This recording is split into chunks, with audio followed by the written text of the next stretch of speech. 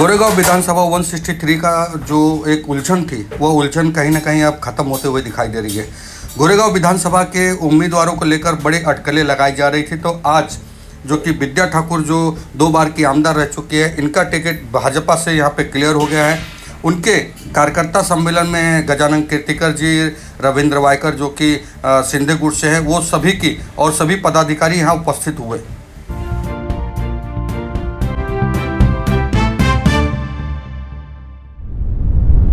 एक तरफ भाजपा के कैंडिडेट की उम्मीदवारी जो घोषित कर दी गई है वो है विद्या ठाकुर जी, जो कि पिछले 2 बार की आमदार रह चुकी है। इनका एक कार्यक्रम रखा गया था एफएम, जो कि गोरेगांव एसबी रोड से पास में हॉल है, उस हॉल में यह कार्यक्रम रखा गया था, जिसमें तीनों गुट के जो कि राष्ट्रवादी और सिंधे गुट और भाजपा के सभी पदाधिकारी व कार्यकर्ता उपस्थित रहे। इन सभी कार्यकर्ताओं की उपस्थिति में यहाँ पे विद्या ठाकुर जी की घोषणा की गई और विद्या ठाकुर जी के और उनके पदाधिकारी के द्वारा यहाँ पे चुनावी उद्घोष का भी यहाँ पे आगाज़ हुआ। रविंद्र वायकर जी और गजानन कीर्तिकर जी ने पूरे समर्थन के साथ, बहुमत के साथ विद्या जी जीत के आएंगे, ऐसा यहाँ से आह्वान करते हुए सभी कार्यकर्ताओं को कहा कि अब कल से आप सभी कार्यकर्ता जी जान से यहाँ पे लपटिया के विद्या ठाकुर जी को बहुमत से विजयी बनाकर इन्हें विजयी करके यहाँ लाना है। शक्ति केंद्र प्रमुख, शिवसेना के सभी गट प्रमुख, शिवसेना के सभी महिला कार्यकर्ता भाइयों और बहनों,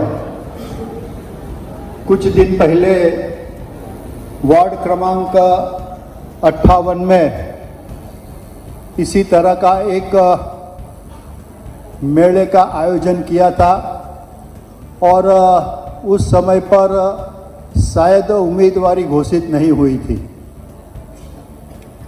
उस समय पर मैंने कार्यकर्ताओं से कहा था कि संघ की शाखा में जाते हैं तो एक गीत सुनने को मिलता है, हो जाओ तैयार साथियों, हो जाओ तैयार, तन मन धन सब समर्पित हो जाओ तैयार।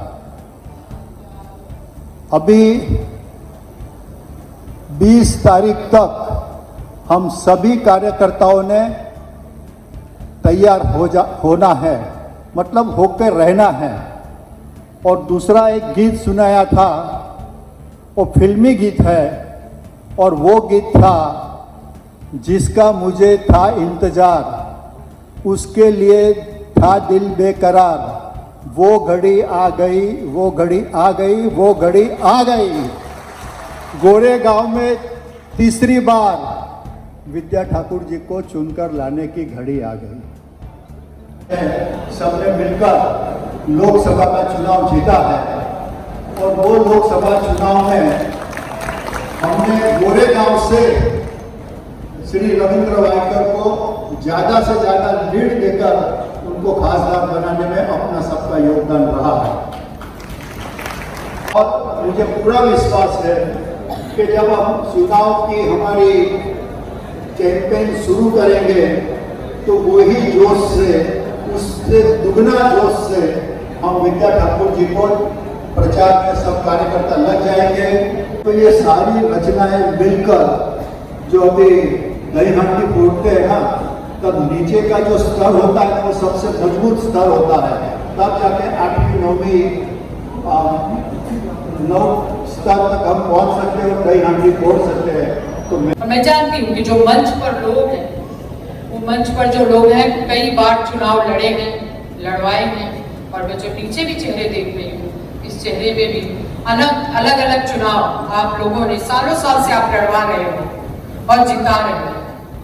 एक बहुत बड़ी हमारे गोरेगांव के सभी मित्र पक्ष की खूबी है कि यहाँ से हमेशा उम्मीदवार को हम जिता के ही भेजते हैं, कोई भी आया हो, चाहे विद्या ठाकुर रही हो, चाहे गजानन कीर्तिकर जी हो, चाहे वायकर साहब हो, एक जमाने में राम नाईक जी थे, सबको यहाँ की जनता ने विश्वास करके चुनाव जिता के विधानसभा में, लोकसभा में भेजा है।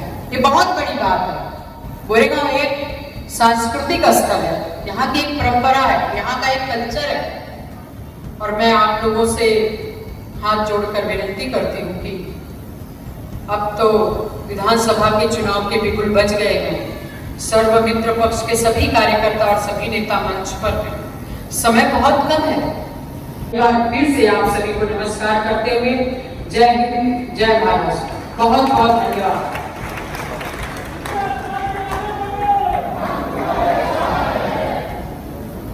इस मंच से सभी लोग ने अपने अपने विचार व्यक्त किए। जो गजानन कीर्तिकर जी और जयप्रकाश ठाकुर जी, विद्या ठाकुर जी, दिलीप शिंदे जी और सभी पदाधिकारी भी यहाँ पे शांति से अपने नेता के भाषण सुन रहे थे।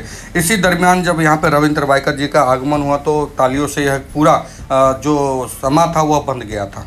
रविंद्र वायकर जी जब से लोकसभा जीते हैं तब से उनका यह गोरेगांव वेस्ट में बड़ा कार्यक्रम था बीजेपी के द्वारा, वहां पर यह पहुंचे थे और सभी कार्यकर्ता व पदाधिकारी व भाजपा के महागठबंधन के जितने भी पदाधिकारी थे सभी का उन्होंने हाथ जोड़कर धन्यवाद किया कि इतने बहुमत से हमें विजयी बनाने के लिए सभी का शुक्रिया किया। और विद्या ठाकुर जी के समर्थन में उन्होंने अपने भाषणों में तेज तर्राक भाषण देते हुए वो यहाँ से उन्होंने कार्यकर्ताओं को संबोधित किया। मैं विद्या ठाकुर से विनती करता हूँ पुष्प रूप से जगह का स्वागत करें।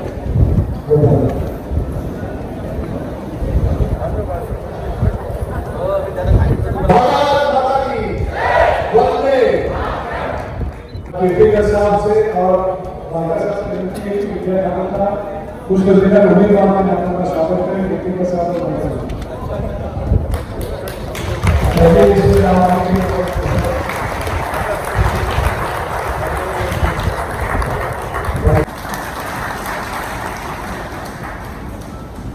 आपल्या आजच्या ज्या कार्यक्रमासाठी आपण उपस्थित आहोत, महाराष्ट्राचे आराध्य दैवत छत्रपती शिवाजी महाराज, हिंदू हृदय सम्राट शिवसेना माननीय बाळासाहेब ठाकरेंना वंदन करून आज ज्यांच्यासाठी आपण इथे जमलेलो आहोत त्या आमच्या सौ विद्या ठाकूरजी यांना पुनश्च त्यांच्या पक्षाने एक विश्वास दाखवून पुनश्च उमेदवारी दिली, त्याबद्दल त्यांचं मी मनपूर्वक आपल्या सर्वांच्या वतीने अभिनंदन करतो।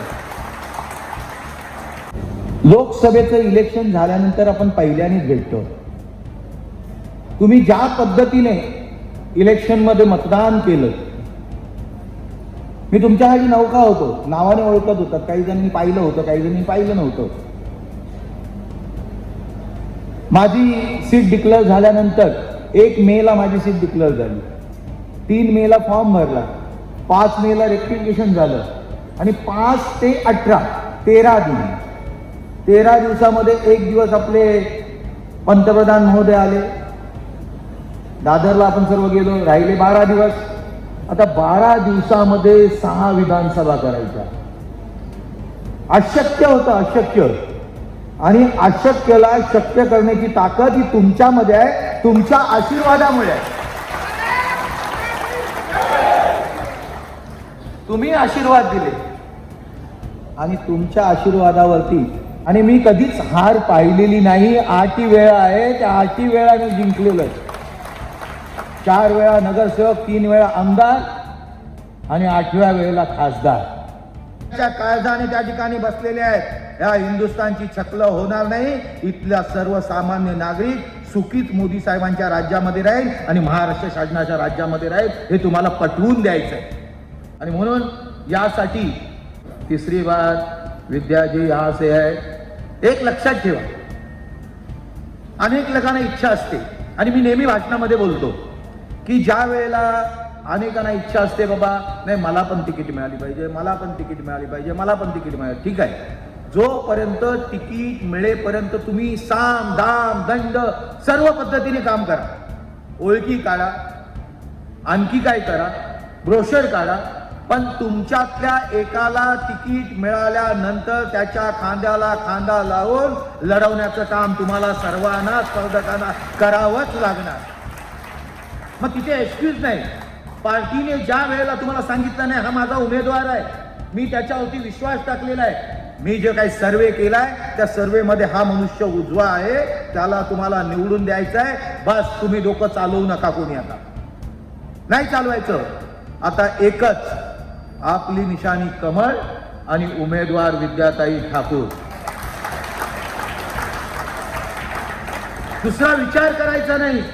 मला माहिती आहे ज्या वेळेला खालीवर होत होतं तर ह्या गोरेगावनी मला सावरलाय. काही तुम्हाला देखील अशाच मताने हा गोरेगाव सावरेल तुम्हाला. आपला एक आमदार या गोरेगाव मधून जाईल एवढं निश्चित सांगतो.